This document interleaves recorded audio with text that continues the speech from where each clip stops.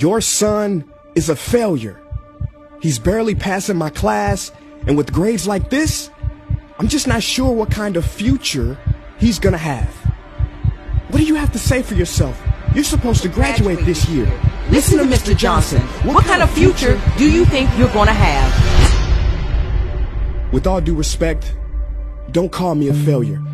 Failure is an event, not a person in fact. And you talk about the future, Mr. Johnson, but you're not preparing us for that. Excuse me? Just listen to what I'm saying. This should be good. Would you agree that in the future, most careers will become automated? Yeah, so? So the people who succeed will have to be curious, innovative, with resilience to adapt to new changes. What's your point? My point is, the focus in this school is not on that. It is on regurgitating information and test taking, and that's just real. But in today's world, creativity is the most important leadership skill. Oh, that's how you feel. You don't have to believe me, but maybe you will believe the 1,500 executives who recently said creativity is the most important leadership skill. See, pretty soon, no one will be hired because of what they know. Because who cares what you know or if you've memorized a fact? We've got Google and Siri for that. In the future, people will be hired because of what they can do with their knowledge. Can they creatively solve real-world problems, not just follow instructions or directions and bubble in multiple choice questions? So, Mom, that's why I'm stressed, because these robotic tasks we learn in school should stop.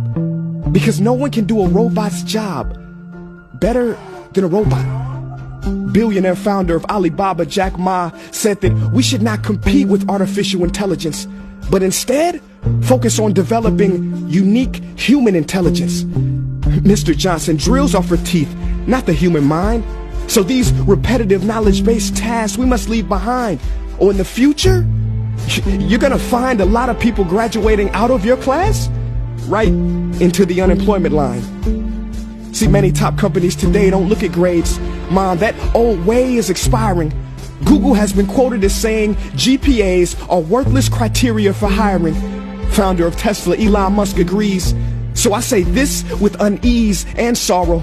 If you continue to teach today as you taught yesterday, then you rob us students of tomorrow. Mr. Johnson, I'm gonna keep it real with you. Sometimes sitting in your class is tough. I'm constantly thinking, if I don't look up at the clock, maybe it'll speed up. So I listen to you do my work and pay attention, feeling like an hour had to have gone by. But it was only 3 minutes. So if you wonder why we're bored in class, look, you want to get a kid to hate reading? Give them this, a school textbook. And some people think it's our fault, and that hurts me. They say you can lead a horse to water, but you can't make him drink. And to that I say no.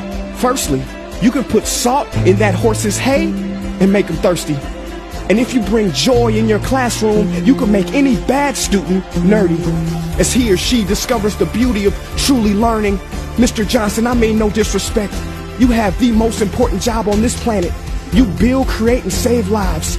But if you really care about my future, like you say, then you have to fully commit and ask yourself honestly, how do I prepare a child for a future that doesn't yet exist?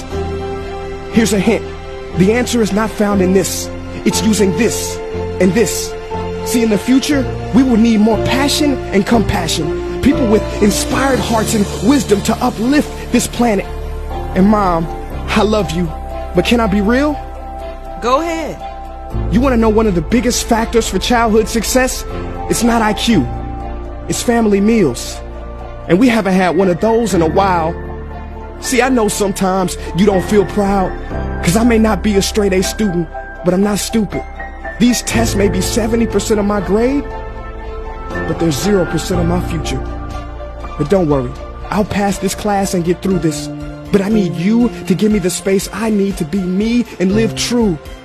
Because the best feeling in the world is that your own parents get you. There's a passage in a book called The Prophet by Khalil Gibran. And if you don't mind, I'd love to share it with you.